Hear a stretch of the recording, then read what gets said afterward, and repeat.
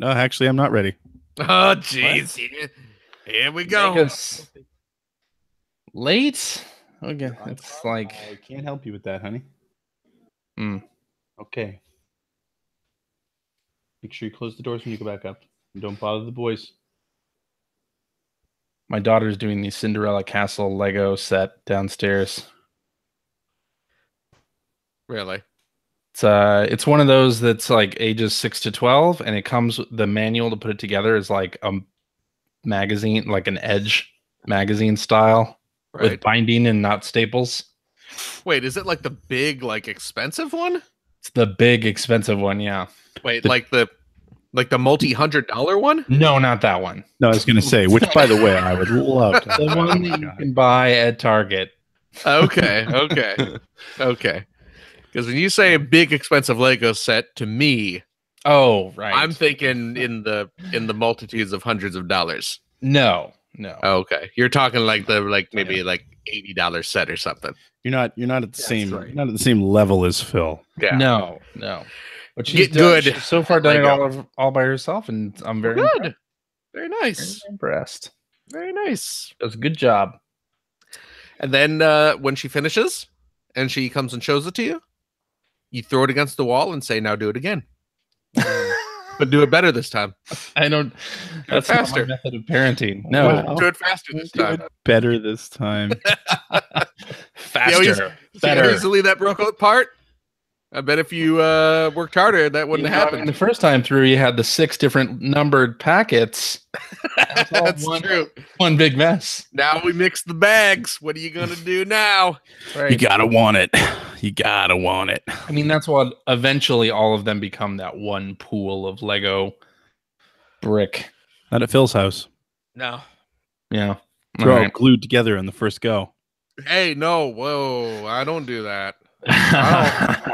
I don't crackle that shit. That's going against the rules. Phil's boss is not White Tiger. That's Mhm. glance. Alrighty, and that is our show for this week. Thank you very much for listening. If you have a question for us or would like to comment on something that you heard, you can direct that to @P1Podcast on the Twitters, or you can go to our internet website at player1podcast.com. There you'll find blog entries about Sega CD stuff from Mr. Mhm. Rex Herbert. I'm sure I'll do another one sometime soon. Generation 16 episodes. Very excited about the next episode, but it's going to be a few weeks away. Oh, Okay.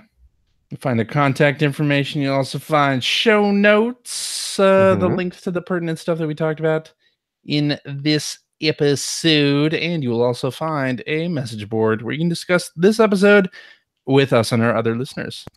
If you'd like to subscribe to the Player One Podcast, you can do so by visiting player1podcast.com or by going to Apple's podcast app.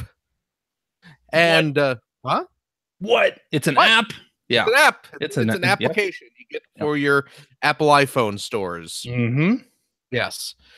And you can head over to use the App Store? app. Well, it's not on the App Store. Oh. Is it? No. Or the Apple Podcast app, and you give us 5 stars and you subscribe. That's how you listen. Like, share, and subscribe. Please. Uh-huh. That's what you need to do. Mhm. And you can also invest $1.99. Cheap.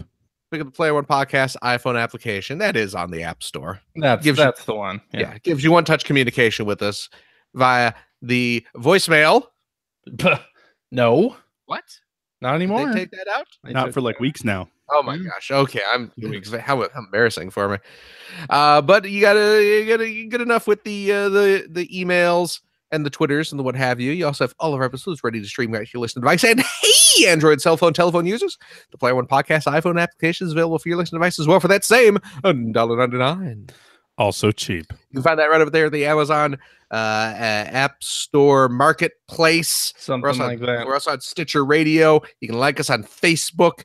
You can watch archives of our show and check us out live most weeks, just like you did this week Mhm. on the youtubes.com/P1 podcast. And if you like what you've heard, And how could you? and you absolutely must, Especially this episode. we insist, head over to patreon.com/P1 podcast. Throw a few shekels our way. It keeps CJ swimming in women. Yeah. Okay. All right. And Disney themed Lego sets for his adorable daughter. That's Yes. true. Yes. So that's what he needs. And if you have a couple bucks left over, Yep.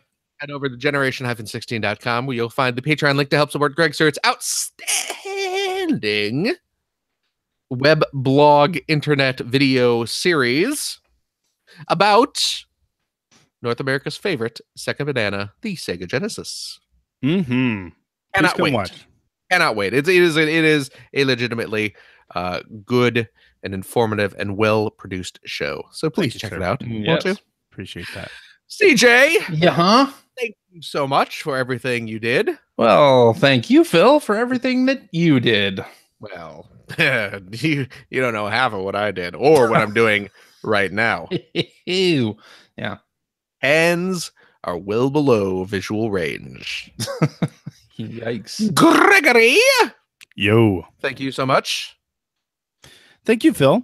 And I just like to apologize. Yeah. We will make sure that Phil does not make any more super offensive jokes like he did in the intro of the show. That's true. you know what? I thought it was funny, Yeah, it really wasn't. No. but I got to check my privilege. Sorry, folks. Sorry, folks. Won't happen again. We'll try and do better next week. Not a guarantee. Toodaloo! Bye-bye. Bye-bye. You know what I think it's time for now? What's that? Tweets. Tweet, tweet, tweet. Alrighty.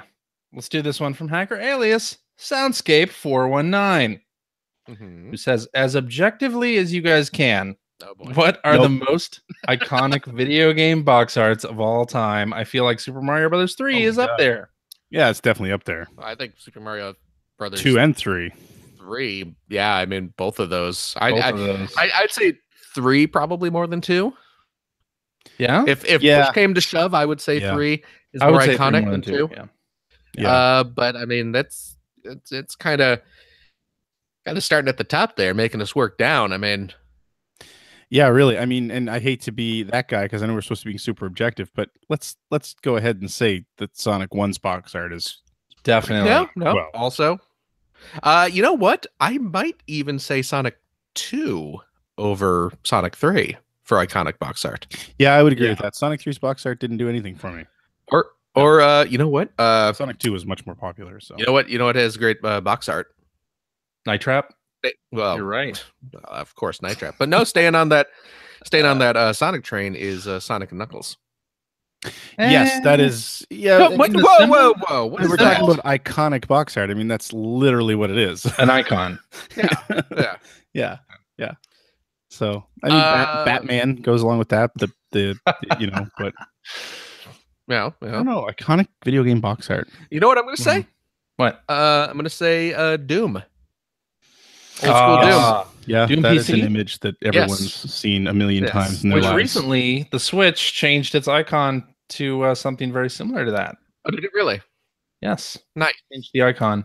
Yeah, with Doom guy standing atop the pile of the demons all trying to That's right. reach Yeah. grab him. Yeah. Hacker alias Blair Farrell in the chat says Maximum Carnage. That's another good example. Ah! Maximum Carnage is some great box art. Street Although I Fighter feel 2, like the original. Yep. The Americanized Street Fighter 2. Oh, I The feel like Americanized Mega Man. We're definitely slipping more into great box art as opposed to iconic box art. But, Okay, I guess you're right. but I don't know. I mean, yeah, the first Mega Man for sure. Just that terrible box art is Yeah. to the point that it was actually getting kind of annoying Yeah. after a while that they kept referencing it so much. Like, you know, Right, with right. Mega Man 9 and 10, and then there was what was that Mega Man World that they were going to bring out that he was one of the characters you could Right. pick. And Well, what is it that Street Fighter Tekken game? yes, That box art Mega Man is playable in that. Yeah, Mhm.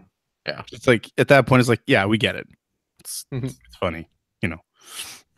Whatever. Blair Farrell in the chat saying Tetris. That's a good one. Yeah, I don't know if it's iconic though. Yeah, Maybe the Tengen one.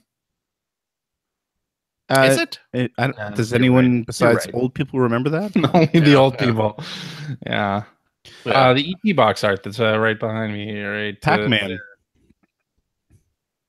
Which box art right behind you? E.T. E.T. Oh, right E.T. here. Oh, yeah. Yeah. I don't, again though, I don't know. E.T. for 2600. I don't know how many of these are would qualify as iconic though. I guess you're right. So we're agreeing on Super Mario Brothers 3. Is that what you're saying? I'm I saying mean, Mario, 3 is, I think, saying yeah. Mario 2. I'd say probably Sonic 2 or Sonic and Knuckles if I was going to pick something for Genesis. But I think after that, you're starting to cut pretty deep. Like, You know I would what, say, like Secret of Mana is sort of a great iconic box art, but I don't know. I think you're cutting a little bit deep at that point. I'm going to stand by my Doom. That's a as good being one. That's iconic. really You know what else I'm going to say? Your doom. Another iconic one. Final Fantasy VII. Yes. The white, just the stark white background with the logo there. Oh God, Zelda. The first Zelda. Oh yeah, Just the shield and the yeah. I like the Final Fantasy 3 Super Nintendo box art better. Yeah, me too, actually. But I would agree with Phil, just because of the popularity of the game. I think that's something that would come to people's minds. Because for me personally, I would even say probably the original Final Fantasy. Right. It's along the same lines of just the title, and like I think it was a shield with two swords behind it. Yeah. Then along those lines, Xanadu, but those games are lesser known. So right. But yeah, I would say Final Fantasy VII's box art is probably the most iconic of the Final Fantasy box art. A couple more in the chat. People are calling out Resident Evil 2, Metal Gear Solid.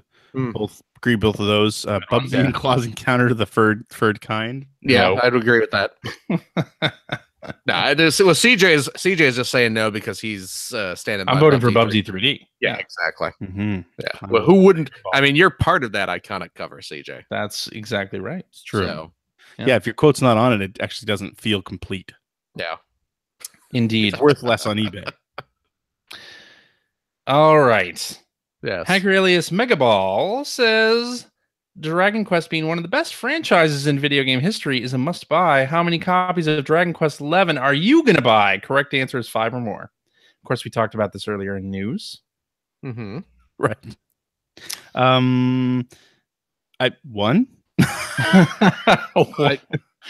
Well, with the Switch version coming out later, who cares? Perfect for Switch. CJ, don't. No, I think I'm going to only buy one. You're buying two. I think we just had proof that you're buying two. Okay, you're probably right too. Although I will say that there's a higher chance of me buying it for Switch just because then I can. I'm more likely to play RPGs if I can play them portably. So, I do agree with you. Yeah. Is it so? This isn't an online one, right? This is just a no, it's a Dragon Quest. Okay, yeah. Sweet. Mm-hmm. Yeah, I'll put me down for one as well.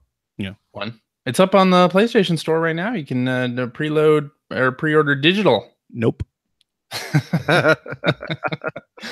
Nope. All right. Let's do this one from hacker alias Mark's Remark, who says, did you guys ever miss a major deadline while working at any of the magazines? Also, favorite crunch time, music, food, or drink? No, I don't remember missing a deadline. The thing about missing a deadline with a magazine is the printer charges you for those days. Yeah. So they were sacred. I'm assuming that missing a deadline here is intended as like the magazine missing a deadline and not like, I had this review due on Tuesday and I didn't finish it up till Wednesday. Oh yeah, I mean, that's because that stuff happened. Yeah. I mean, that certainly happens, but you gotta know too that we were like, because of what CJ said, where the printer would charge you.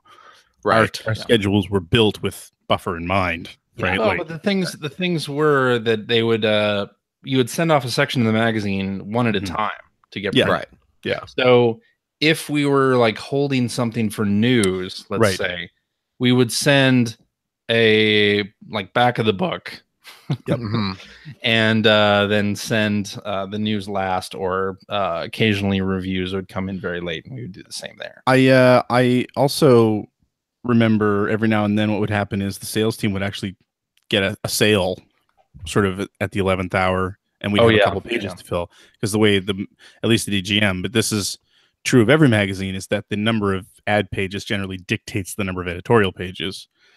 That's so right. If you sell That's how 2 you pages had of ads, you have 2 pages of editorial, or whatever the ratio is. That's how you had the phone book size EGMs in the day.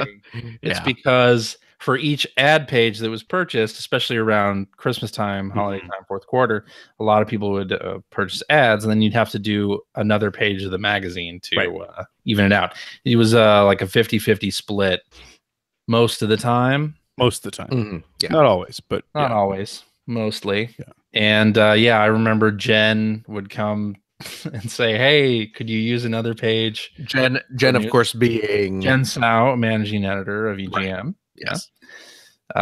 Would say, "Hey, you want another page?" Or who some of us got to see last week. Oh yeah, exactly. Or occasionally take a page away because ad sales was planning to sell something and then didn't. And that happened in the summer months. Yeah. Which is what, the magazines would get thin in the summer and really big in the winter. They bulk up, stay warm. Gotta bulk up. I do remember, like the editors. I do remember one time we didn't miss a deadline, but we had a deal for a cover. I want to say it was a Mortal Kombat cover. No. Okay. That fell through at the last minute. Oh, that's no good. I think it was Mortal Kombat. I don't know if I remember that. Was that the one where Unreal State of Emergency ended up being? No, maybe that was it. No, but what I'm remembering is the State of Emergency cover. It was supposed to be something else. Oh, you're right. State of Emergency cover. Is that why you guys gave? That's why you guys gave State of Emergency. State of Emergency. I don't remember. I mean, it was riding. That game turned out. It was riding the wave of Grand Theft Auto. Yes, it was. It was Grand Theft Auto 3. It was riding the wave of, which was I think so. Yeah, which was a pretty big wave. Yeah, exactly. Yes. So it wasn't a bad idea for a cover, but it was not the planned cover that month. Yeah. I want to say it was maybe I forget what it was. It might have been Mortal Kombat, but I remember we were ready to go. I think that we might have even had some of the preacher written, and then they sent over the imagery they were going to let us use, and they were awful. Oh, it was horrible. Oh, really? Yeah.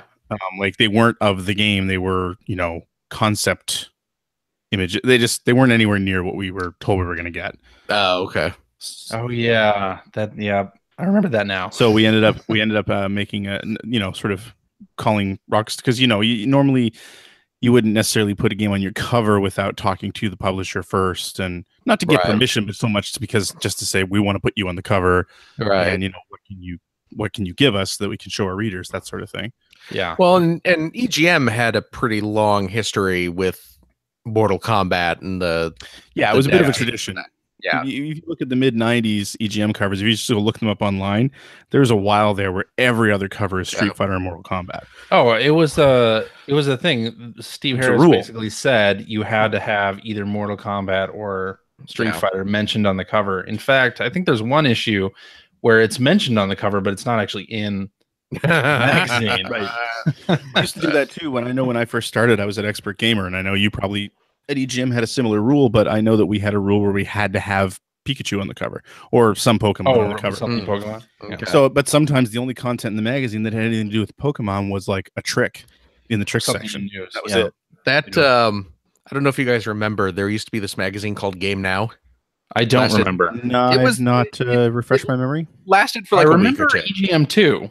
Was that like the free pamphlet they sent out before you got the subscription to EGM 2, or? Yes. Okay. That's no. When Expert Gamer was making the transition to Game Now, and the designers, the art guys were reworking, what they were going to do with Game Now's visual look. One of the first things they did was make a mock-up cover. Mm-hmm. And it was a kind of bright orange cover. It had a big CG render of Mario on the front, and then just some made up headlines. It was a completely just off the top of our head using whatever nice looking art assets we had. Concept. Yeah, let's just make this. This is what our covers are going to look like. And one of the suits at Ziff, said that cover looks great. That's going to be the cover for the first issue. Oh, God. And of course, the art guys were just like, well, this is just We made this up.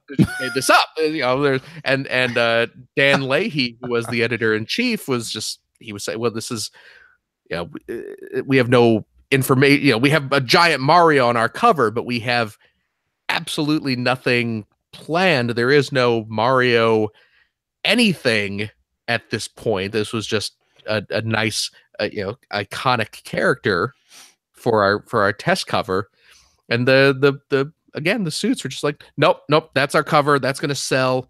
We have to put that on the cover. Make that cover happen. Yeah, and they did.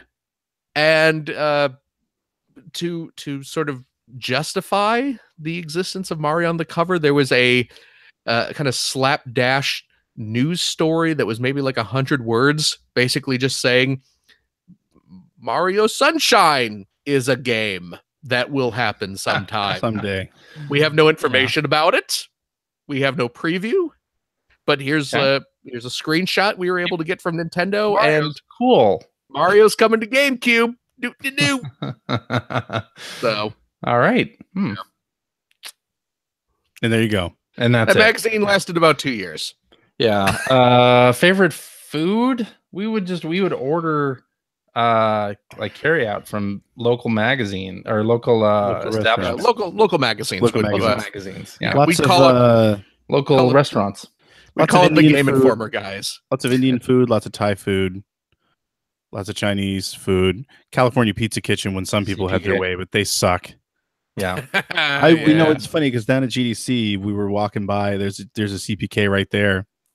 Yeah. And I was walking by with my games team manager that was down there with me, and I got heartburn just walking by the building. It was just like, I hated CPK so much. You know what's really weird was living in California, and people wanted to go to California Pizza Kitchen. Like, why? Yeah. We used to do Buca de Beppo too. Buca de Beppo. Oh yeah, yes, because you could get a lot of food for nothing. I think that was a Mark McDonald favorite. Yeah. Mm-hmm. And then for drinks, Code Red. Mountain Dew Code Red. Mountains of Mountain Dew Code Red. Yes, indeed. That was the reason I tweeted a picture of one last week, because it's the first time I've had it in 15 years. I haven't had it in a long time either. Mountain Dew Code Red is your memory is not serving you well. No, Mountain Dew Code Red is outstanding. Mountain Dew Code Red is like drinking grenadine. I mean, that's really what it is. It was, but the reason why is we had a pop machine that was a quarter a can, I think. It was reduced price. Yeah, it was cheap. It was 50. It was 50. Well, whatever it was cheaper than if you bought it in a regular vending machine. That's true. Right. That's true. So drank that stuff like water. Ugh, it was great. I wonder I'm so fat now. I'm still trying to work off the Code Red calories. 15 years later. Indeed. Music, we didn't really do much music. I remember there was a lot of movies being watched or video clips. What was it? There was one time. No, we used to. You and I, when we were there late, you used to play Vanilla Ice live. Oh yeah, I have the Vanilla Ice live CD. Yeah, and every track starting with "Oh yeah." You know what I miss? That clean 5.0 you used to ride around in. Oh yeah. I remember one time though. Why do you do a live CD when you only really have one song? Rolling in my 5.0. Yeah. I seem to remember one time. What was it? Was it Next Episode? It was Dr. Dre and Snoop Dogg. I think it was called Next Episode.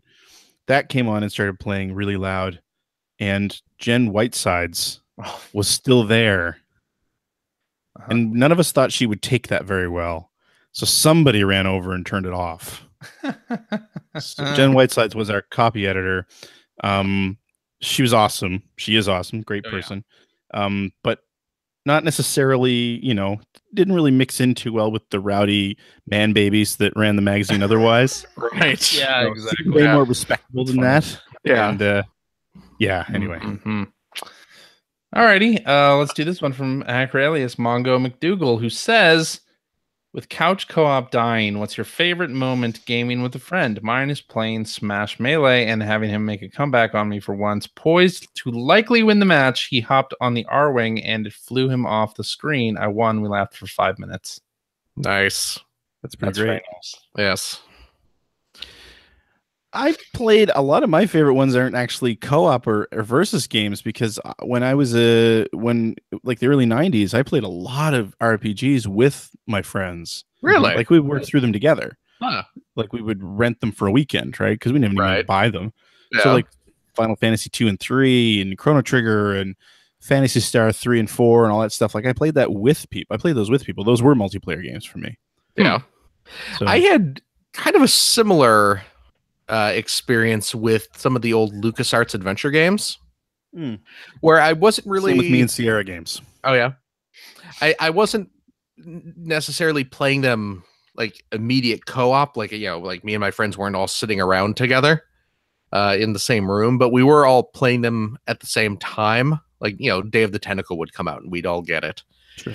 And we'd be playing it and just constantly writing down notes and bringing them into school and sharing puzzle solution ideas and theorizing on what we can do and what items we can mix to figure out all the different puzzles and stuff like that. So, you know, not necessarily co-op per se, but certainly a social activity, you know, as opposed to just playing it alone.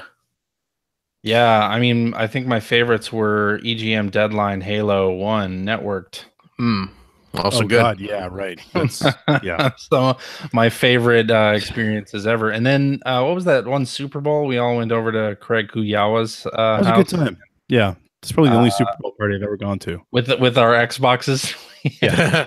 Like 16-player Halo, and nobody actually watched the game. It's so funny. We did not have we had such a skewed view of Halo on that magazine. Halo because 1. we got to experience it in a way that I think most people didn't.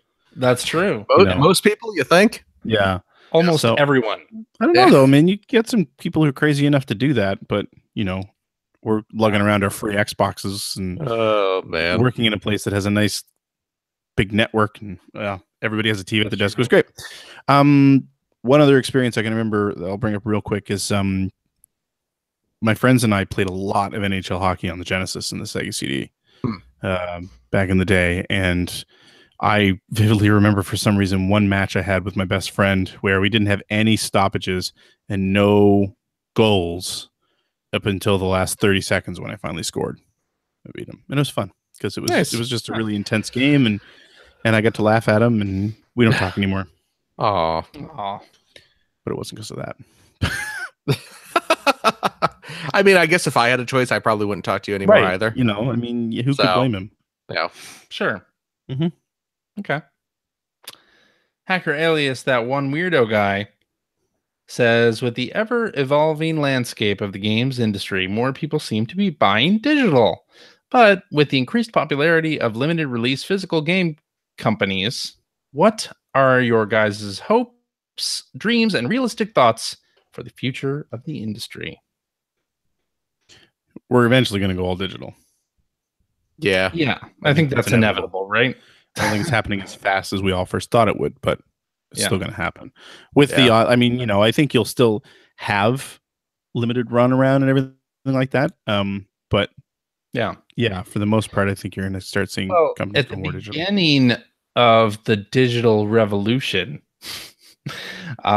you'd have digital copies that would come out after the physical, right? It used to be a little bit of a delay, and it's funny. I think you're going to start seeing that same thing in reverse with physical, where I mean it's already happening with limited run games and whatnot, but I think it's going to happen even more where the physical comes out, you know, a month or more after. I think too, when you're really going to see it happen, and this is, I think this depends on places like EB really starting to fall apart.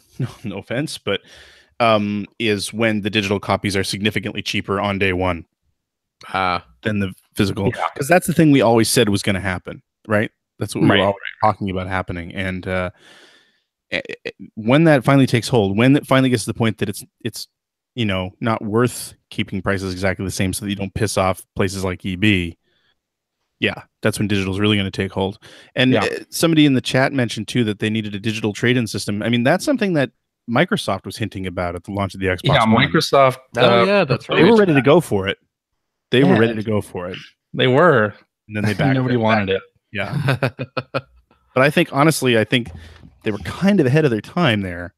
I think it was a good idea that they didn't go for it. But what they were describing is what I think is going to happen. Well, I mean, you look at the PC market, right? And it's sort of variable pricing. Since it's not a boxed product, you can debut something like, I think Overwatch on the PC debuted at $39, right?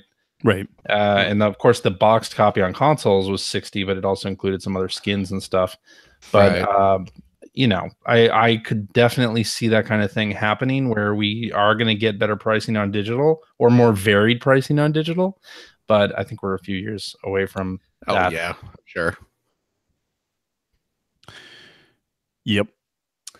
Physical's going away, though. Or it's not going away. It's going to become a boutique. For sure. Yeah, it's going to be, right? It's going to be like the vinyl market today. Exactly. I kind of think so. Yeah. And I couldn't tell you how fast that's going to happen because I kind of thought it was going to happen already. Yeah. But, yeah. All right, let's do this one from Hacker alias Scoop Jessica, who says, what's the longest that you've played an RPG? I put in over 200 hours on Xenoblade Chronicles, and I'm almost at 200 hours on Xenoblade Chronicles 2. Jeez Louise. Does Zelda count? I think Zelda counts. I'd say Zelda is what I put the most hours into in the last few years. Not an RPG, but, whatever. But when you do a search on the eShop, it comes up. Right? Look at that. Yep. I probably put the most hours into that of anything recently.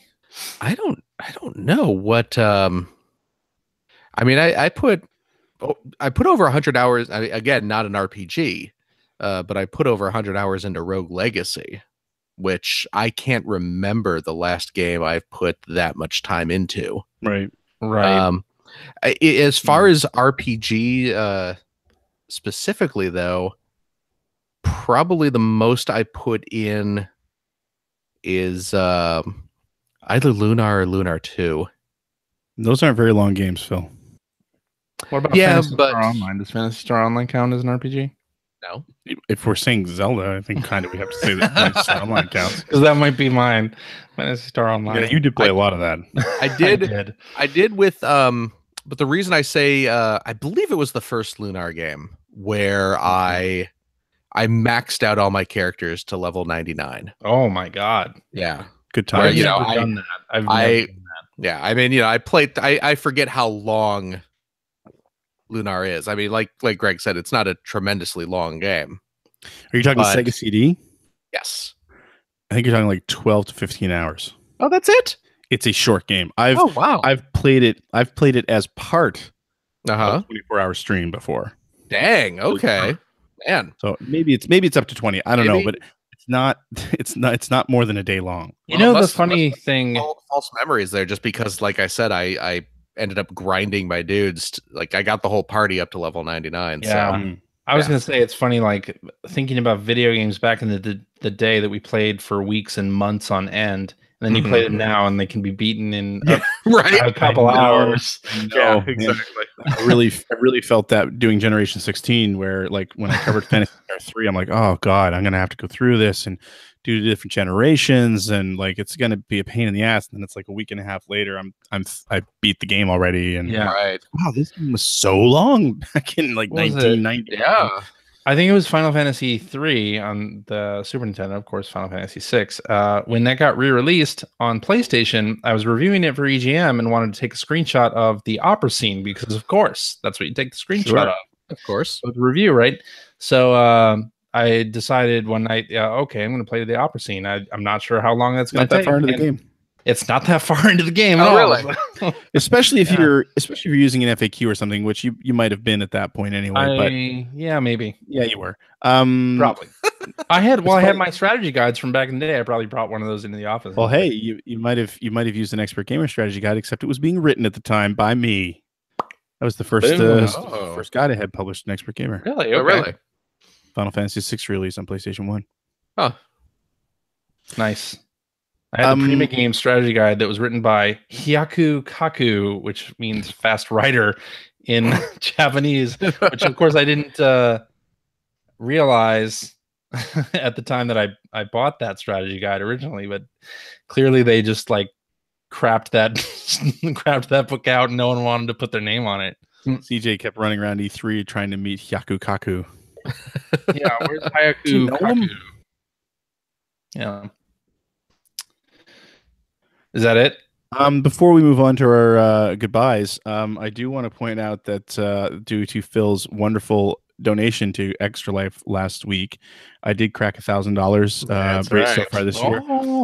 Mega Man Marathon coming up this Saturday. Nice. April, what is that? The 7th? Yeah, Saturday, April 7th. Not 8 a.m. Eastern. From 8 a.m. Eastern to 8 p.m. Eastern.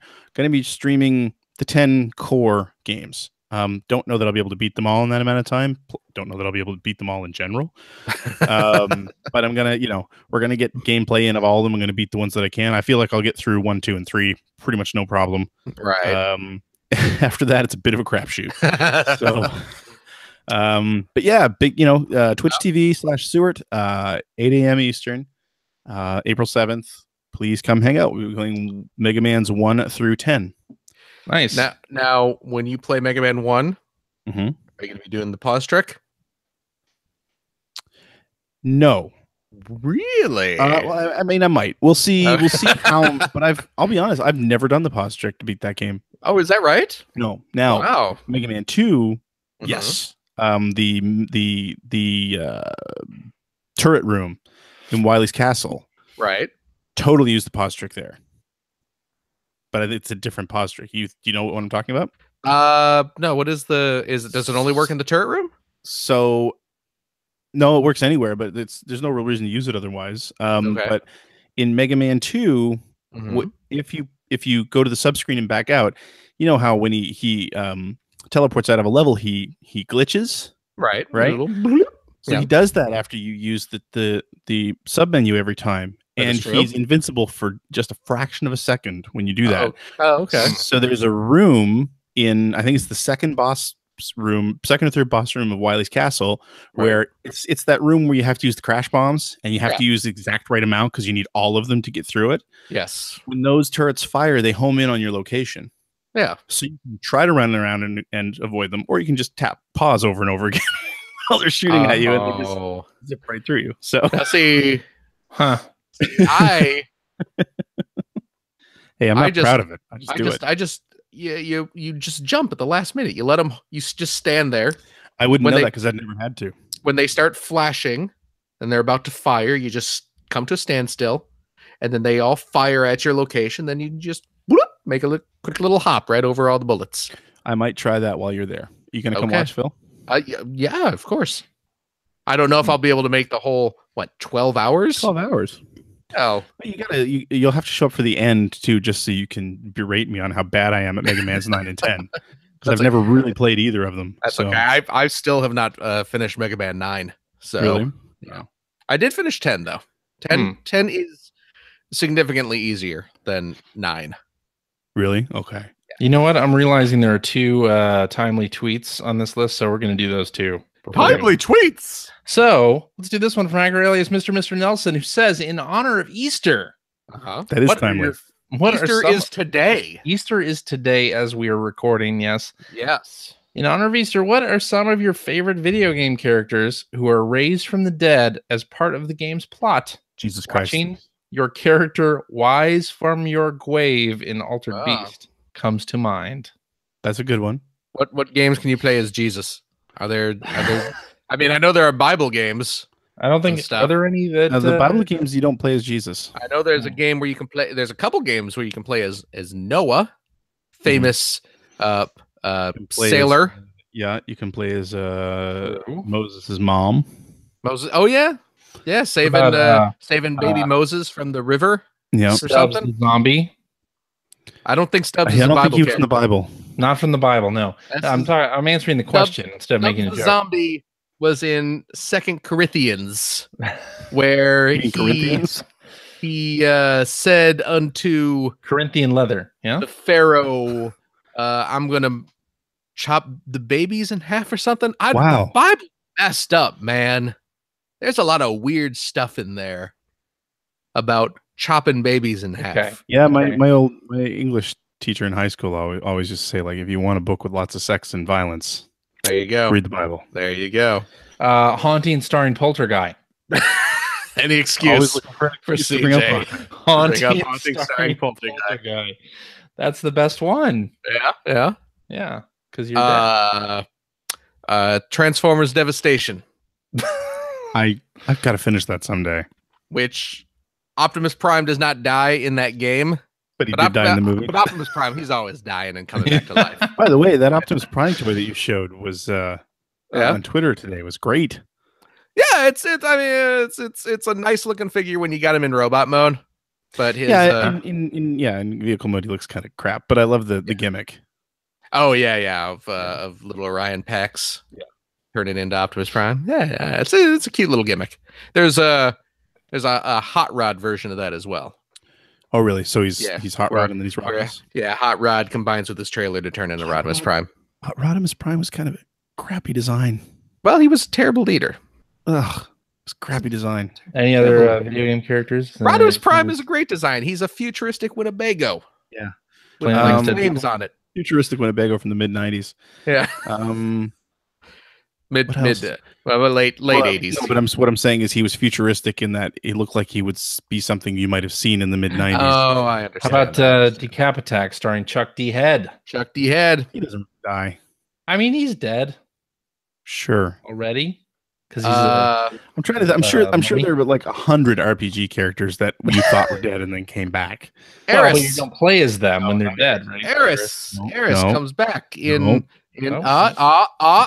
spoiler. Tobal number 1. You forget in Final Fantasy VIII, which is a direct sequel to Final Fantasy VII. Does she come back to life? You lie. No, that's not true. Yes, she does. That is not true. That is not true. Nope.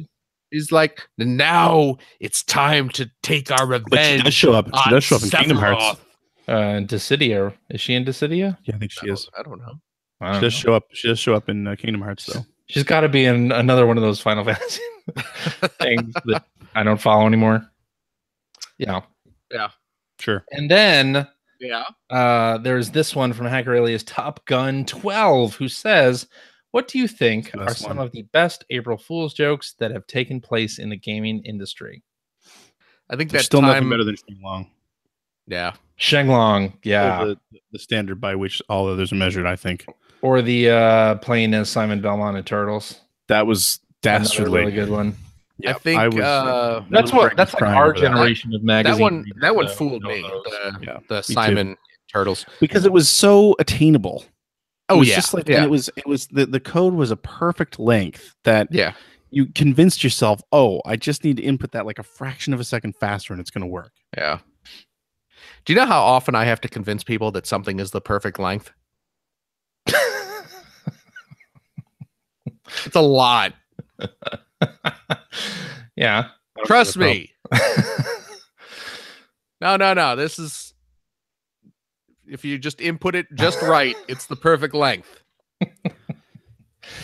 You know what the biggest joke was? The most impressive joke was when Greg Stewart was able to convince the immigration department that that there was no one else in the United States of America that could do his job, so he needed a visa, a work visa. I didn't convince them of that. Ziff Davis did. Oh, really? Yeah. The prank was on us. Turns out. Yeah. Good old H1B. One of my favorites was the Sega, the system that what the hell was that called? The Neptune. The Neptune, yeah. Neptune. There was a warehouse of Neptune. Very believable. They were selling them online, and then the URL that I bought for that redirected to a web page that I controlled, and also had a counter on it for how many people had gotten fooled. And that was great fun. That's pretty good. To see. That's pretty good. Yeah. And then there's the Smash Brothers Melee. Sonic all you're doing now is voting for the stuff that you did. That's right. People. I saw people tweeting about that though today. I saw that too. Yeah, everyone about it myself. Everyone, for as much as like the first Shanglong and the Simon Belmont in Turtles was kind of our generation. Yeah, I think the Sonic in Smash Brothers was. I like Sonic and Smash Brothers just because it came true. Event. Yeah, it eventually did come true. Yeah. And that was a fun screenshot to doctor up.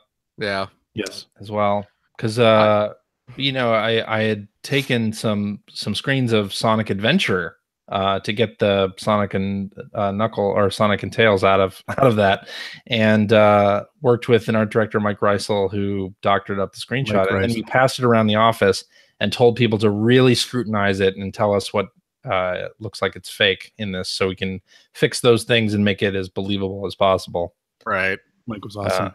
And it worked out well. I really liked the one that you guys did in Game Now, or maybe it was XG at that time, the Metal Gear. Yeah, one. that was a Game Now one.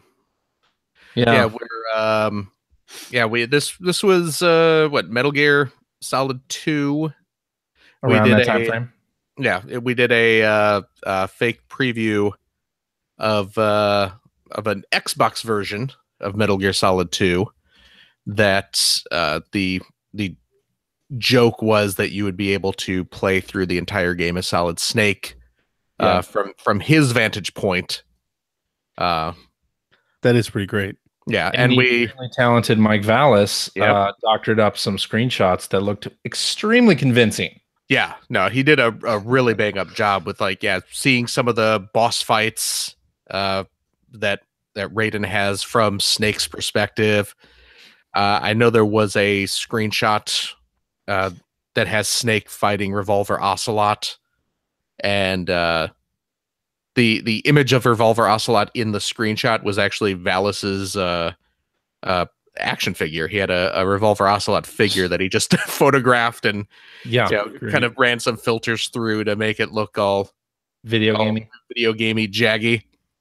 And then there were a couple new areas in the game as well that were just pictures of some of our cubicles and like the loading dock at our office that he did a little photo manipulation on to make them look more like a Metal Gear location. So yeah, that was pretty great. Yep. Indeed. Good times. Yep. All right. You know what I think it's time for? Oh, I think we should talk about the games we done been playing. Okay. Yeah. I mean, it's a twist. We don't normally, but it's a twist. I know. Let's start with Phil. Yeah. Phil plays stuff. You know what I've been playing? What's that? I have been playing a little game called Donkey Kong. Oh, how much was that? So okay, Phil's holding up I'm holding up Game & Watch Donkey Kong. A Nintendo Game & Watch Donkey Kong vintage, early 80s, dual screen Donkey Kong game. I had that, and did you really? I flipped the score on it. Oh man, I was so into it. I also have been playing a little Donkey Kong Jr. as well for Game & Watch. But eBay, eBay, right? Sure. The electronic bay where people can go to buy, just about anything. They have been handing out coupons left and right lately for like 15, 20% off your purchases. And the other day I took advantage of one of their coupons and bought myself a couple old Game & Watch games that I have been wanting to have for years. What's that? Rose Colored Gaming does Game & Watch stands.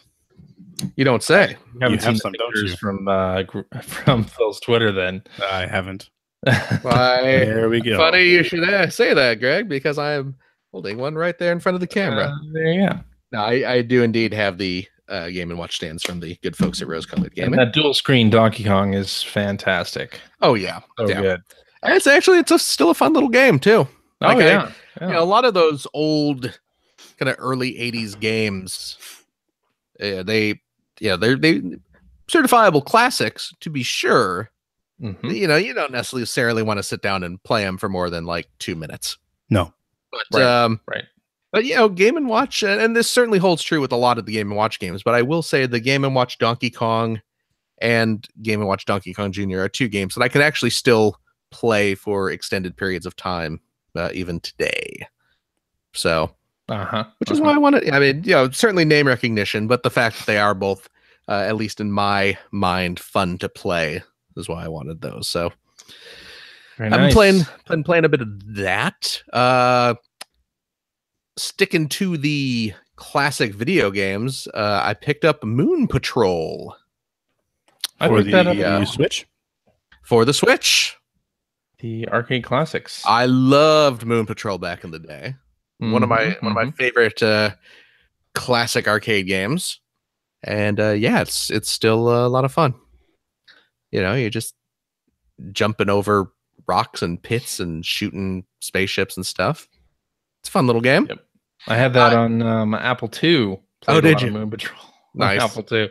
Nice. And in the arcade, of course. Yeah.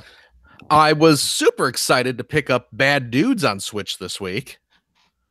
But no, it got delayed again. It got delayed. Oh my god. Well, not only did it get delayed, because and we've talked about this for a couple weeks on the show. It was originally scheduled to come out, I think, on the 21st, maybe, whatever that Thursday. Let me 22nd. It was originally supposed to come out on the 22nd, and then it got pushed back to the 29th, presumably to fix all of the stolen artwork that was being used in the assets for like the home menu icon and stuff like that. But the 29th rolls around and Bad Dudes does not come out on Switch. And suddenly, if you look on Nintendo's website, like it seems to have scrubbed all reference of that game. It's gone? Yeah. I mean, that's awesome. To be fair, it might be back. I have not looked today, but certainly on the Thursday it was supposed to come out. If you went to Nintendo's website and typed in Bad Dudes, no page comes up. If you type in Johnny Turbo Presents Bad Dudes or whatever the sub name of that line is, nothing comes up. Okay. So who knows what's happening with Bad Dudes? Okay. I don't know why Bad Dudes has suddenly turned into this sort of white whale of classic gaming, but here we are. Well, there was that bug also that I mentioned last week. Oh, so yeah, that's right. The little power move charge bug. So maybe that's what's, who knows, but maybe. But what did we get instead? What did we get instead, my friend, is a little game I like to call Knockout. That's not the name. Crap. I think you screwed it up. Man, the people, no wonder no one listens to us. Can we start? Let's do it again. Start over again. Okay. No, what's it called? Why, it's a little game that I like to call Knockout. Nope. Wrong. No! Punch Out. Come on. Punch Out. The Punch Outs. The not just any Punch Out, though. Uh-huh. I'm not talking the Wii Punch Out. No. I'm not talking Punch Out featuring Mr. Dream. Uh-huh. I'm not talking about the Game & Watch Punch Out, which is a thing that exists. Okay. I'm not talking about Mike Tyson's Punch Out. Okay. This game that would be a ballsy move by Nintendo. This game that I bought has 0 convicted rapists in it. Uh-huh. I'm talking about wife swapping. Hi. I'm talking about. You talking about Raising Arizona? I'm talking about Raising. No, I'm talking about the arcade version of Punch Out. Yeah, the Nintendo dual screen. dual screen Punch Out, which the original arcade game was dual screen, but it was dual screen kind of like a DS. It was one on top of the other. You had your traditional screen inside the arcade cabinet, but then on top of the arcade cabinet, there was a second screen mounted up there that showed like pertinent, like vital information. Like this is like the energy bars up on the second screen and stuff like that. Yeah. So this, as far as I know, and correct me if I'm wrong, but this has not seen an official home release. I am not aware of one. I don't think so. I mean, you're kind of stuck, pirating it on MAME if you wanted to play it. Now it's available for Switch. Now it is finally officially available. And I picked it up. And it's great. I mean, this was, again, another arcade game that I played quite a bit back in the day. I was never good at it. I was never good at this either, and it felt a lot more difficult than it is definitely. Yeah, I mean, because they want your quarters, it's an arcade game. Yeah, So it is, but it's a fun game. It's really good. It's the thing I love about it. The thing I remember the most from the arcade version is you have the announcer yelling out all your punches. Yeah, body blow, uppercut. Every time you throw Gabby a punch. J. Yay. No, Gabby J is not in this game. No, Gabby J is in Super Punch Out. I know. Yes. But yeah, so I picked up Punch Out, and it is fantastic. I was playing it authentic. It is. Well, it's interesting too because side by side. Yeah, so you can. I've only played it in handheld mode. Not in Tate mode. I there is a Tate mode. There is. I know. Yeah. I didn't play it in Tate mode though, but you can configure the two screens, so you can have them side by side. You can have them one on top of the other. Where so the screens are significantly smaller. Yeah. And or you can do Tate mode, where it's you have to turn your system sideways and detach the Joy-Cons. Yep. So play it that way. Yeah, and it's worth pointing out that Jeremy Parrish has been hinting at Fangamer releasing some kind of Tate hand holder where you can use where you can attach your Joy-Cons and have it in Tate mode, which I am all for. Cool. Oh yeah, like it's a device, like your Switch screen fits into this, like it plugs in, but then it still has the little slides on the side to clip in your Joy-Cons. Yeah, which would be great. So Blair Farrell in the chat is asking, did they change the names on this arcade version? Oh, you know what? I have not gotten far enough. Okay. I've only Vodka Drunkinski yet? Yeah, because the Italian guy who I believe only appeared in this game. Yes. Like never made it to any of the home. Vodka turned into Soda Popinski in the NES, but I don't think the Italian guy made it. Yeah, Pizza Pasta stopped existing after this game, and Vodka Drunkinski. Because it's that wacky old timey racism, fun loving racism that is okay in Punch Out. Sure, why not? Oh boy, don't mean nothing by it. Just having a little fun. He became Soda Popinski in the home versions, but I have not. I've only. I'm on the third guy right now, which and I'm terrible at this game. Terrible. Which I'm even trying to remember the order. You fight Glass Joe first, and then I believe Piston Honda, maybe. In the arcade game. Yeah, I don't know. I'm trying to remember. I was just playing the NES game tonight. Yeah, it's still a great game. Oh man, such a good game. Still one of the top NES games for sure. Yeah, it's true. Make no mistake. And I also picked up. I haven't, admittedly, I have not gotten too far into this one yet. I'm still kind of in the early intro bits. But I picked up Far Cry 5. Far Cry. Oh yeah, right. Far Cry. Mm-hmm, yes. Mm-hmm. Yep. So we all got that. We all got Far Cry 5. And I just you haven't played it, have you? No, I have, but I played it for maybe played the intro.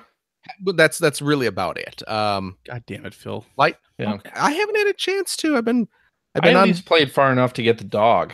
Oh, see, I haven't done that yet. That was all. I've been on childcare duty all week. Phil, yes, it's your child. That's not duty. That's just parenting.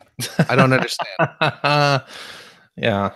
No, because Dana's been going to there was a writers convention here in Seattle all this week, so she's been going to that. So I've had precious little time to play mature rated video games. Mm-hmm. And this one is mature rated. Yeah. I'll tell you what though. So I guess is this the first Far Cry you played? This is the first time I have ever played a Far Cry game. Okay. So I knew nothing about the series. You didn't play Blood Dragon? I played a little bit about Blood Dragon. I feel like we all played Blood Dragon through CJ. Yeah. Good. So good. Yeah. So I didn't know the structure of the game. I knew it was first person, of course. I did not realize that it's more kind of mission oriented. It is in a way, but you can explore the world any way that you want to. You don't have to go to any of the missions they suggest that you go to. Okay. But, so obviously in the tutorial, but you probably want to do those first. Right. Yeah. Well, I mean, are we diving into this? Are we going to start talking about this? Okay. So spoilers, some light. I'm sure everyone who has bought this game is further than you. Well, I'm sure of that, but there might be maybe someone, people who really want to go in fresh. Maybe someone who hasn't picked up the game yet and is intending to. Okay. Fair warning. Okay. I don't want to be a jerk. But so I just got to the part again right at the intro of the game where you hop into the truck and you're speeding away and boy, I sucked that part. The federal agent guy, I believe he's a federal agent. He's driving and you're leaning out, shooting and throwing dynamite and stuff, and then you end up going off the bridge, and then you get the cult members fish you out, and you wake up and there's some dude yelling at you, and he's like, you gotta change your clothes, you gotta get out of them police clothes. That's where I'm at. That's so very early in the game. So you're literally at the beginning of the game. Oh yeah. Have you left that bunker that you're in after you wake up? I have not. You haven't played the game yet. So you've not played the game at all. No. I literally just watched the beginning sequence and played whatever little bit. Yeah. So the marketing for this game has been interesting to watch. And they did this for Far Cry 3 also, where they had an actor that kind of looks like the main villain. Right. And in Far Cry 5, they have an actor who looks like the father. David Crash. Right. Yes. That's the one. Yeah. And they have an actor who did that. Anyway, they had a junket where the actor comes out of a helicopter and then does some preaching atop a like truck or something. And the dude kind of looks frightening to me. Yeah. And to have like somebody in a video game and then have an actor that looks exactly like that come out and do like a press junket thing. Yeah. It's just a little, I don't know. I mean, I watched the Last of Us thing that they acted out, but of course those actors look nothing like their in-game counterparts. So it was like one removed, but when they look like their in-game counterparts, it's just a little weird to see it. Let's be honest. Like if he was preaching the way that the father is preaching in the game, it would have been creepy no matter what. Yeah. Well, yeah, I guess that's true. I guess there's something to that. David Koresh is a great example. Yeah, so, this game is it's really makes you uncomfortable really fast. Well, and this is the thing too. And I will admit this is a little bit why I kind of turned the game off right away. Just because I started playing it, I'd put Finn to bed, and I was just kind of chilling out for a little bit, and then Dana gets home from her convention, and I'm just like, oh, okay, you're home. Yeah, we'll make some dinner or something. And I was like, I'm gonna throw in this game for a few minutes, just kind of watch the intro and maybe play just the first couple minutes of the game just to see what it's like. Sure. And it starts up, and they throw you right into just kind of an unpleasant situation. I mean, that's Far Cry 3, 4, and 5. Yeah, and it's and again, having not played the series before, this is all very new to me. But I'm just like, this is unpleasant and kind of uncomfortable. And Dana's kind of half hearing it, and she's just like, "Oh, is this Far Cry? I've been reading about this," and I'm just like, "Yeah," and it's just like, it's like I don't need this kind of stress in my life right now. That's the best way to describe that opening scene is nothing but stress. Yeah. And then I remember watching it as well, and I mean, I've played the other Far Cry games, so kind of expected it to start off that kind of way. Right. Loved how it started off actually with the documentary style interviews with the various. That was very well done. Yeah. But yeah, when you actually land at the compound, and then you're, again, mild spoilers, leading the father out. Oh yeah. You're just like, nothing good can come of this, clearly. I know. And I was just kept waiting for something to happen, and it just takes so long for it to happen. And then when it does, there's the one character that, because you try to fly away in a helicopter, right? And his followers swarm the helicopter. Yes. Yeah. And so you're airborne and kicking people out of the helicopter. And that was enough for me to be just like, like, I don't, that was a lot. But there was one person that it's if you blink, you'll miss it. That's on the window of the helicopter. And they climb up to the rotor. Yes. Oh, right. And throw themselves into the rotor. Yeah. Yeah. And I was like, what the fuck? Yeah, exactly. Yeah. I'm not ready for that. So no, it's very uncomfortable opening for sure. I will say, really well done. Holy mackerel.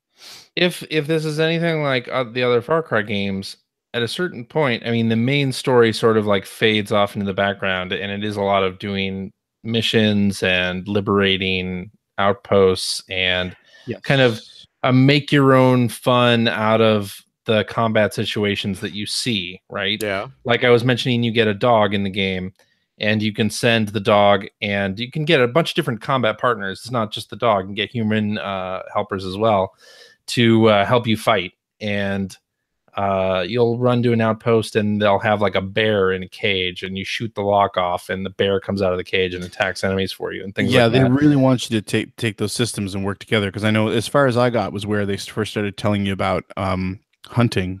Okay. But and I don't know, the last time I really played it, I think a Far Cry was Far Cry 3. Yeah. And in that game, you had to craft a bunch of different stuff. Which you do in this too. Okay, I wasn't sure if that was the case, but it's funny because the very first screen they taught, the intro, the hunting idea is that you can actually use them as bait to draw predators into camps. So they really want you to get those systems sort of clashing with one another. Yeah, you throw in bait, and then a mountain lion comes down and attacks enemies for you. Yeah, it's or awesome. One of the animal helpers you can get is a bear named Cheeseburger. Okay. And trained bear. Who names this bear? Is there like a little plaque on next to the? But each of the helpers have like this little story. So like Boomer is the dog, and the trailer for this dog is fantastic, by the way. That Ubisoft did, but because it's subtitled, kind of like the dog in Up has that voice, right? So it's subtitled like that in the Far Cry 5 trailer. Anyway, I just met you, and I love you. Exactly. So you liberate this dog from the cage, and he joins your party or whatever, but he walks over, and you see that his family's been killed, and he kind of like sniffs at their dead bodies and starts crying and yelping and whatnot. It's heartwarming. Oh. And then you just get him to murder a bunch of people. Then you get him to take away enemy guns and take people down. It's great. Now let me ask you this. What's that? And again, I having not gotten that far in the game myself, is there some sort of explanation as to why your character is hanging around this area and like hunting and just doing random missions and not just running the hell away from there at top speed? I think the idea is that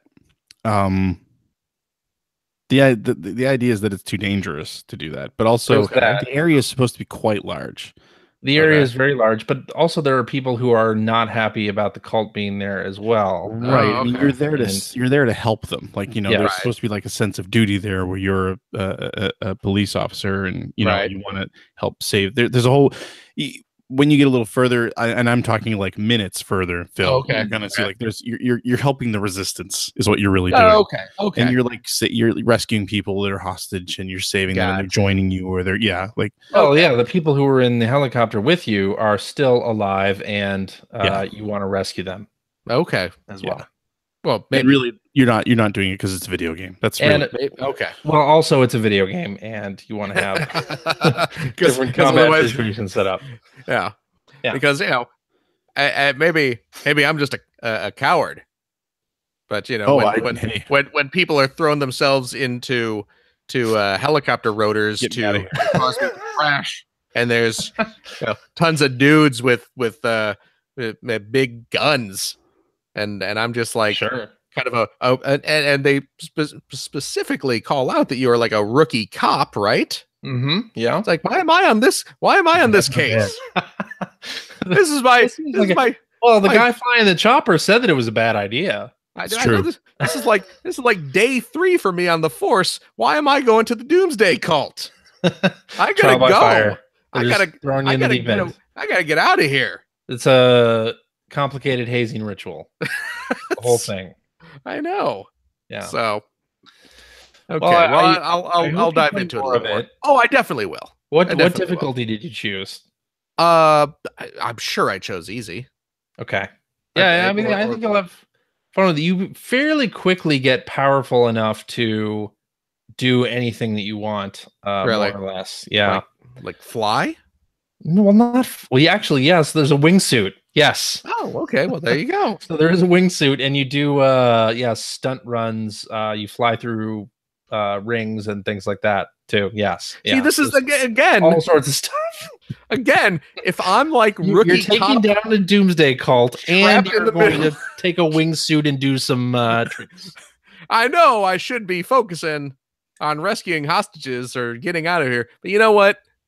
There's time for some flying through some rings. Yeah. Why not? I mean, the Doomsday Cult went through all the hassle of setting the rings up. Right. I might as well wingsuit through them. Yeah. It's all about stress management. I mean, you can't, you gotta blow off a little bit of steam once in a while. I guess so. Yeah. But a lot of this game is like setting off dominoes, right? You just kind of look at the combat situation and you see what kind of havoc you can cause. Okay. So, well, we'll see. Like I said, I'll definitely be playing more of it. So, all right. So I'm excited to get further in. I just me too. I'm not too much farther than you. I did the initial island, and then I found Boomer the dog, and that's about where I stopped. Yeah, I'm literally getting ready to leave the initial island. Okay. I went up into the radio tower and did all the missions on the island. Yeah. Maybe I'll take some medication before playing. I mean, I really liked what I played. It's the sort of light tactical combat thing that you had going on when you had a player, an NPC that joined you. Oh yeah, fun. It was nice to be able to just really, really simple to just sort of point at somebody and say, "Get him," and he goes and does that while you take care of something else, and it's just enough that it's like, okay, there's a little bit of depth here. I'm really digging this. Well, let me ask you guys this. I know there has been this week a few outlets complaining about the story. Have you read any of those? I haven't read any of those. I know that one of the clients that I was hanging out with last week at GDC, who's played every Far Cry game, said he's not going to be buying this one. I mean, is it only bad because it's in America this time and not? That was for him. And he's not even saying that it's bad. It's just that he's just uncomfortable about it. Like he feels like it hits a little too close to home. But it's like, I don't know. This type of story is still happening in Far Cry 3 and 4, just with different locales and different. Yeah. I'm not as uncomfortable with the story merely because I don't pay attention to the story in almost any first-person game, including Halo or Destiny. Like, I really couldn't care less. It's more like a means to an end. Just give me more shooting, more stuff to shoot at. So, right. Yeah, I mean, I'm clearly gonna have to play a lot more, but from the start here, it doesn't. I don't know. I don't know about the idea of it hitting too close to home. I mean, it's Yeah, I don't agree with that. Cult. Yeah. Okay. Greg. So we were talking last week about how last Monday, I think it was the last day that you could actually buy points for for the Wii store. That's right. Which I did. So I went and spent $40 or so to get a few games that I wanted to make sure I got before the service shuts down. Which again, service doesn't shut down until the beginning of next year, but I didn't have any Wii points to spend. So and then on Tuesday night on my Twitch channel, Twitch TV/Sewart, I played the 3 Konami Rebirth games. Oh, nice. Yeah. Awesome. Which I'll get a link to the archive, CJ, to send to you. Thank you. Go check that out in the show links. But yeah, that's some good stuff. Those games were apparently they were all done by M2. Oh, is that right? Really? Didn't realize that. Somebody mentioned that in the chat. Huh. So there was Contra Rebirth, which I had played and finished before, which is so great. It's just a love letter to Contra. It's got a lot going on in it from Contra 3 and even Hardcore, and some nods to the original Contra and Super C. So much fun. Oh my god. Yeah. So much fun. And yeah, like I say, just lots of gigantic bosses, tons of explosions. There's a lot of music that's basically straight out of the other games, but it's been remixed, and just loads of fun and really crazy stuff. Like what I'm saying, like Hardcore, like there's at one point where you're hanging onto missiles that are flying by, or you're jumping along robotic ostriches that are running down the road, and it's just really weird, but it's really cool. Yeah. Castlevania Adventure Rebirth, not quite as manic, I guess, as Contra, but I guess why would it be? Because it's a Castlevania game. But again, lots of little nods to previous Castlevania games. Not I don't think as much fun, but still really engaging, especially of course if you're a Castlevania fan, because every time you come into a new room, you're kind of like, oh, this is sort of scratching that itch. This reminds me of something else.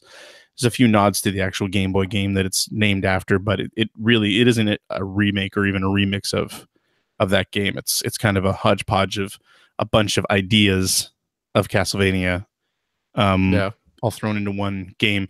Doesn't look as nice though. Not as crazy about the graphics and the animation on that, but still a lot of fun. Levels were super long, but I found myself enjoying it way more than I actually thought I would after reading a few reviews and thoughts on it. That it's kind of the weakest of the 3, which I think I would agree, but at the same time, it's some Castlevania content I've never played before.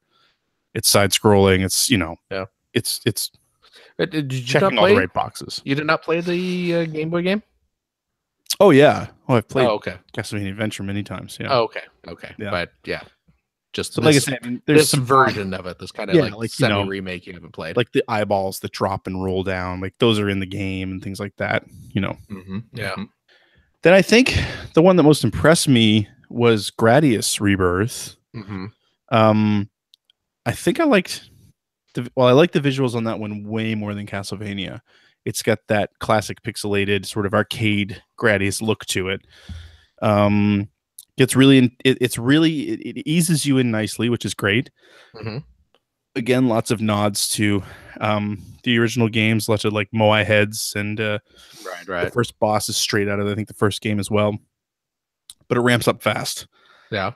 And when you get into, I would say, is probably a level that is based a lot on Gradius 3, which I've never played, but I've seen played, where it's one of the first times that I remember seeing levels that had a lot of height to them. Oh, okay. Well, so like it feels like you can just fly up or down forever. Right. That's what like the second or third level in this is like, and it got really difficult. Same old thing with Gradius, right? Like you're armed to the teeth until you die. Of course. And then suddenly you're like, oh my God, what am I going to do? You are completely vulnerable. Right. Although the game is quite forgiving with the checkpoint system. It's pretty close to where you die most of the time. And also lots of power-ups sort of right there. Like you'll literally come in, you'll have a power-up already loaded. Right. And then there'll be probably like a dozen just in a line, like in a column right in front of you. So you just grab them. It actually makes it kind of difficult to get the power-ups you want. Because in Gradius, of course, for anyone who's never played it, when you get a power-up, you actually highlight a little power-up menu at the bottom of the screen, and it just cycles based on the power-ups you pick up, and then you choose which one to activate. But if you pick up a bunch in sequence, it's hard to stop it where you want it to. Yeah. And get the power-up you want. So I was actually finding that I was more having trouble doing that than the actual bosses. But still awesome. Great night. Like I said, I'll link to the we'll link to the Twitch archive in the show notes. But great music. Really makes you pine for Konami of the late 80s. Yes. Oh man. That was God, good, they Konami. made good games. That was good, Konami. That was. Just I wish so they'd great. come back. Never happened. I mean, they are bringing Super Bomberman R to other platforms, and that's been a success for them on the Switch. So I kind of hope we'll see some things in that same vein. That's what I'd like to see, is just, license out some of these old things. Yeah. But with an internal producer that loves the cares. Yeah. Yeah. I feel like that's asking a lot at this point. Well, but who knows? Yeah. You never know. It's a possibility. What else? Let me go check my list here. You're forgetting the big one. Yeah, no, I was waiting I want to make sure I didn't miss anything else. So, of course, Sea of Thieves came out last week, and I finally sat down to play it with Mr. Johnstone. Of course, I didn't realize that our scheduled time that I needed to download a 9 gig update. That's right. Whoops. So well, here's the problem. I mean, there are many problems with Sea of Thieves, but they did the 9 gig patch, which if you have an Xbox One X, it was 16 gig. And the reason for it was they can push it through Microsoft certification faster if they just make you re-download the entire client again instead of having to wait a few days to get out an actual patch. So that's what they did for this first one. Okay.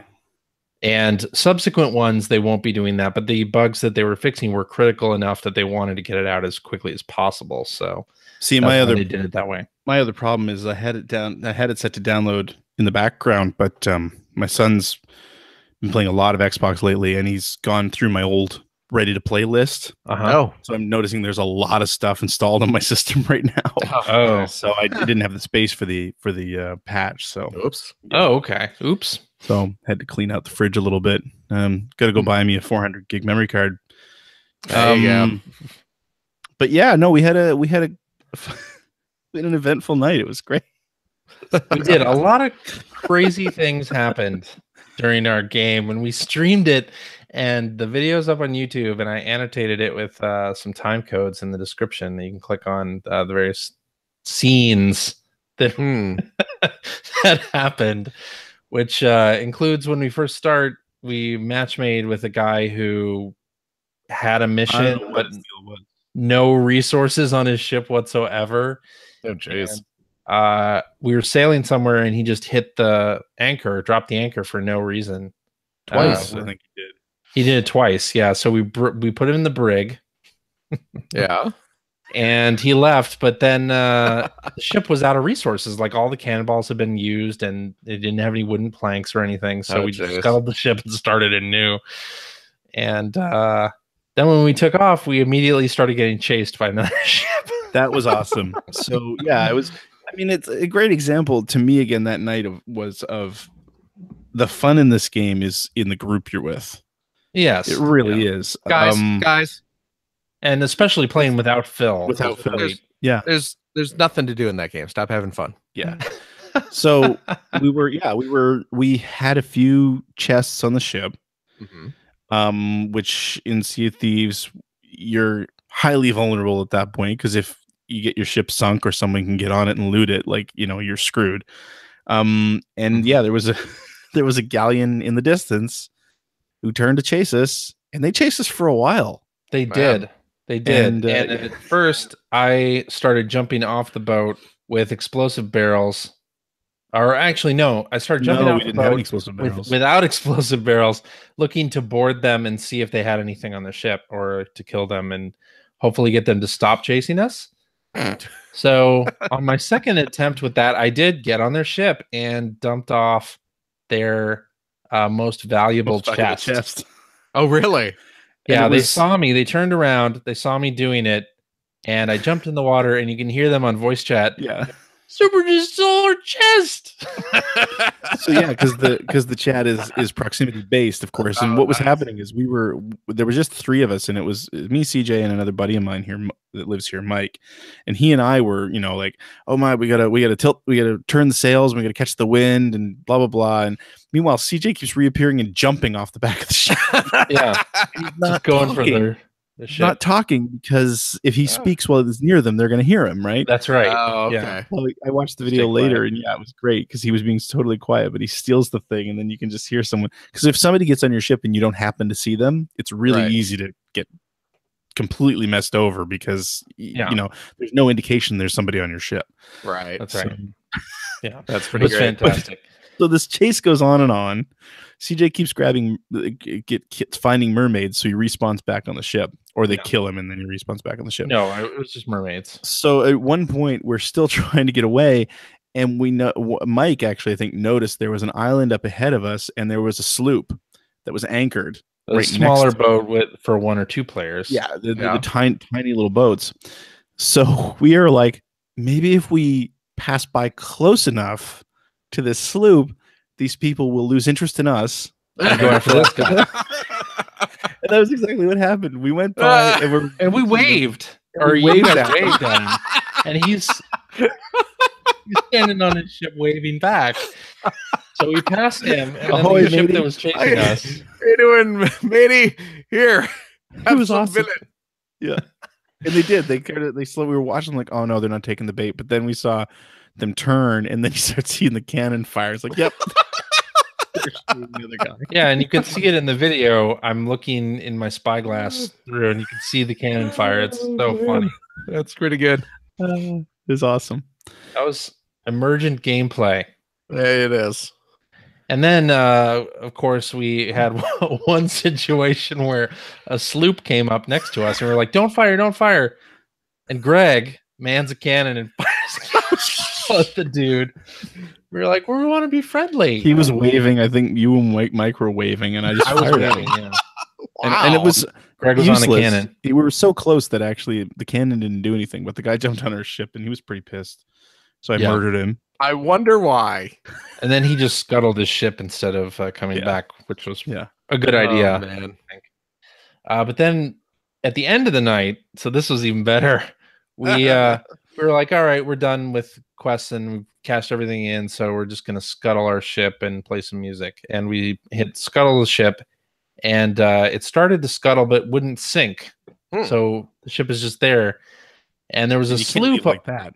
There was a sloop off in the distance, and we were like, you know what we should do? We should just ram the ship into the sloop instead to end out our night. So we hop back on the ship, and we head for the sloop.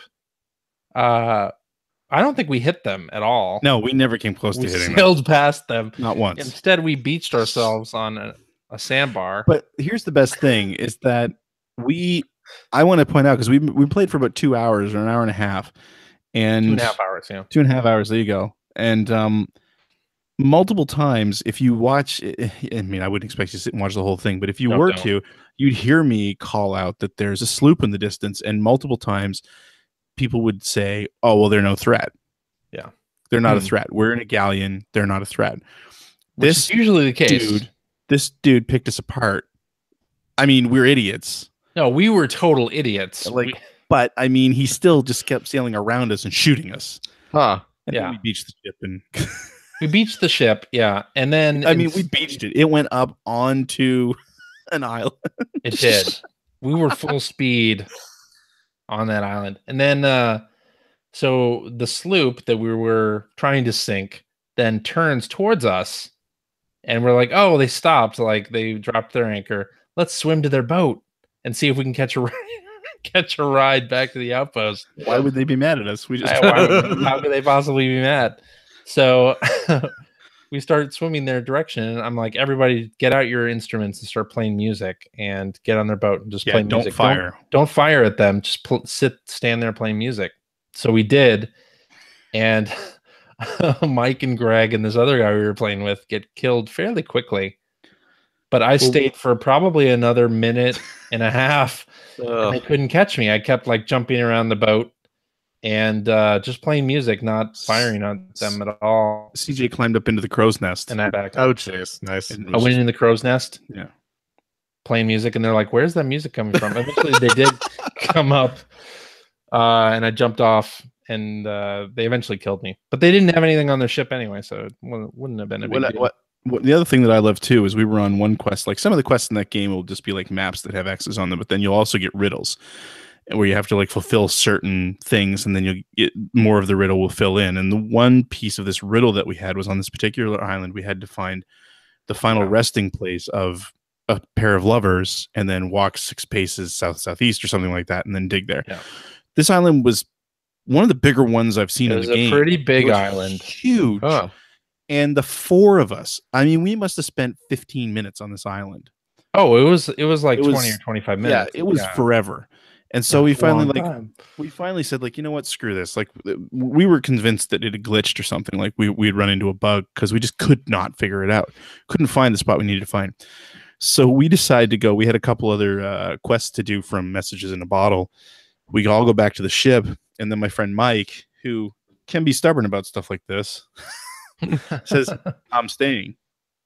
Okay, you stay by yourself, which is a very vulnerable place to be, and we'll go get these other treasure chests. So we did. The 3 of us went off and got another treasure chest or 2. And at that point, Mike, because of course we were a crew, we could still hear him no matter how far away we were. He finally found the chest. Yeah, and we sailed back and picked him up. Sailed back and got him. It was great. It was good teamwork. Yeah, and we couldn't ram a sloop. I ran into the Kraken for the first time. This week. Oh yeah, yeah. I still haven't had that happen to me, but I've only played about 3 hours total. So. We're gonna have to play again soon. It's a good time. I played with your friend Mike today, and we did today or yesterday, and we did a skull fort, or skeleton fort with some people from Resetera, and it was fantastic. And we got we hauled in like 15K gold. Oh man, it was pretty fantastic. We'll have to do one of those together sometime soon because I still haven't experienced that. Those can be really tough depending on who is in your server. I still want to experience it at least. We only had one sloop that got after us. We were in a galleon, and the guy who was navigating knew how to steer the galleon pretty well. So we were able to sink him twice and finish up the skeleton fort. So got a whole bunch of loot. Nice. Yeah. It was good times. I understand that the game is very divisive. Right.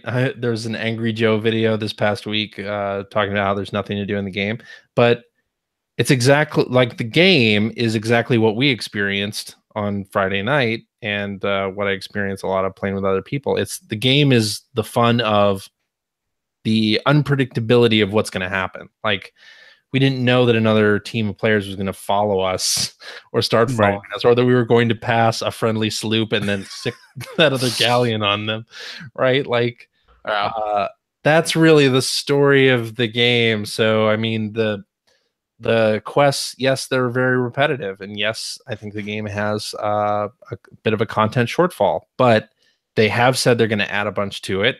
And this is the start of the game as a service for this game. And I happen to think that what they have there is extremely fun when playing with the right people. Yeah, I mean, I've had every time I've played, I've had fun with it, but I haven't played nearly as much as you. So I'm still pretty happy with it right now.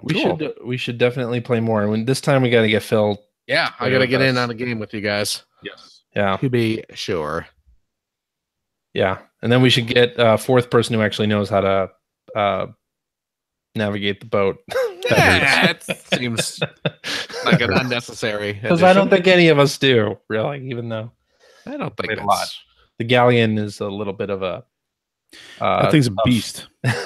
Tough thing to steer. Does not turn on a dime. No, it doesn't. It doesn't. I've been playing with the with my work crew a bit, and I've been handling the ship pretty well. So okay. I'm just saying, takes a little man to steer a big ship. That's right. Yeah.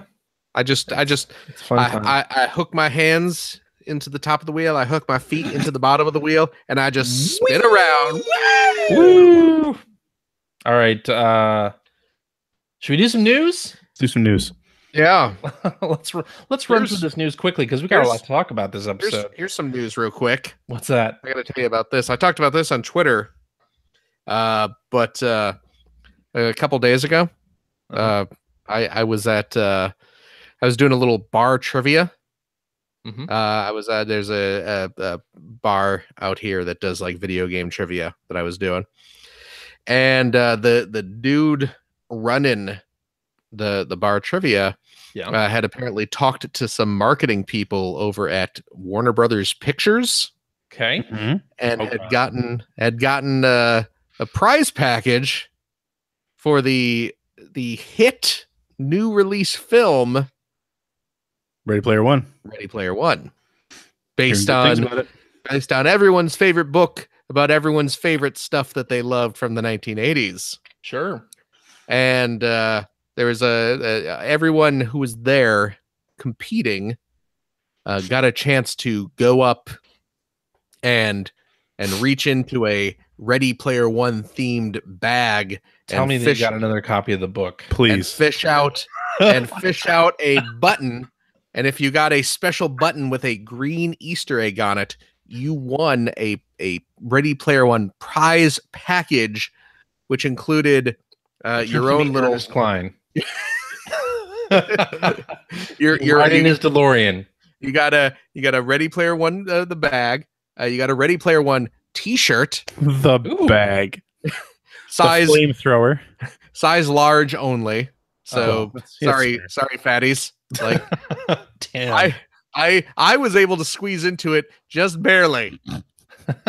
Not squeeze into it in a I would go out in public with this kind of way. But in a I'm staying around the house today kind of way. Ready Player One. It was that logo. When that logo ended up on my chest, it was not the proper aspect ratio. It was long and skinny. And let me tell you, the amount of times I've had to explain that long and skinny is not necessarily a bad thing. Oh, God. A lot. A lot. Okay. But the capper is I won. Right there. I'm holding it up to my camera. That is a 2-ticket pass. Oh, man. Go see the Ready Player One film. But hey, now you don't have to spend your own money on it. Yep. Or you can theater hop to a good movie. Wow. I still haven't seen Pacific Rim 2. Maybe. No, I said a good movie. Oh. Come on. I'm kidding. Come on. You're not really kidding. I haven't seen the first one. You haven't seen Pacific Rim? That's a good time. You should see it. Pacific Rim, the first one does not have a very high tomato meter for whatever that's worth. But I love Pacific Rim. Tomatometer? Huh? Tomatometer? The tomater? Yeah. So I that's have your news. I have two. I am now the proud owner of 2 tickets to see Ready Player One. So okay. Well, despite all my fussing and feuding and hating, I'm going to be seeing Ready Player One. I will report back. But what else do we have in the news? Well, let's talk Dragon Quest XI. Oh, okay. Because that's coming out on September 4th for the PlayStation 4 and PC. Yeah. But we're not getting the 3DS game. So that's staying in Japan, which makes sense, right? I mean, 3DS, I don't know. Last I heard, there's a 2019 release planned. Yeah. And then they said that the Switch version is a long way away. So they haven't started it yet. I mean, I'm sure they've started it, but it's not coming out anytime soon. So, yeah, I guess I'm picking up the PlayStation 4 version. Mm-hmm. Okay. Probably. The Incredibles game, Lego Incredibles coming this summer. Yes, indeed. It's going to include the storyline for both films. Yep. Nice. I'll play that. Yeah. The kids will love it. Cool. I will as well. They also announced, if I may put a toyetic spin do it on this. They have announced. Do we think this started out as Lego Dimensions? Yes. No, it probably did. Maybe. I don't know though, because with Disney Infinity, that kind of. Yeah, you're right. Yeah, you're right. It wouldn't have. It would have started off as a regular. Yeah, that's probably true. Yay. But yeah, they announced if you, I don't know if it's going to be like a pre-order bonus or if you have to buy like a collector's edition of the game, but there will be a special exclusive minifigure, Lego minifigure you get by buying Lego Incredibles of Edna Mode, the little costume designer, the fashionista. Yeah. So if you want your own Brad Bird voiced Lego minifigure, there you go. Perfect. And PSVR now available for cheaper. It's $100 price drop. $100 price drop. Yeah, they did that discount. I think it was either the beginning of March or end of February with the same pricing, and now it's a permanent price drop. So you can get your Doom VFR bundle or your Skyrim bundle and get ready for Rick and Morty virtual reality on April 10th. That Rick and Morty sales bump. That's right. PlayStation VR. Feels like the right thing to do. Yeah. Yeah. Get that redesigned hardware that has the little headphone holder in there. Built-in headphones and the HDR pass-through working properly. And the fewer cables. Fewer cabling. Yeah. Oh, they have fewer cables now? Yeah. Apparently. Yeah. Oh, really? I did not know that. Indeed. I mean, the breakout box, I'm looking at mine now, and there are 4 cables coming out of that thing, and that's without the headset attached. Huh. Right. So, there you go. Okay. Hello and welcome to episode 595 of the Player One Podcast for Tuesday, April 3rd, 2018. I'm your host, Chris Johnston. With me, as always, from Canada, Mr. Greg Seward. Hello. How you doing? Pretty good. Can't complain. Finally got the renovations to my house done, so place is starting to come back together again. Pretty happy. Congratulations. Pretty happy. Thanks. I see you you got some eggs lined up on your windowsill there. I do. My daughter was in full-on Easter mode today. Nice. Well, that makes sense as it is Easter today. Easter. Yeah. Indeed. And joining me from the great state of Washington, Mr. Phil Theobald. I am excited to be here. Are you? I am very happy to join you on this Resurrection of Christ. No, you're supposed to say Sweet Zombie Jesus Day. Yeah. Right? Well, it is. I don't know. You're gonna get hate mail if you do that, though. I don't know, man. I don't know. Got lots of questions about Jesus from the kids today. Oh, really? Yeah. Really? Yeah.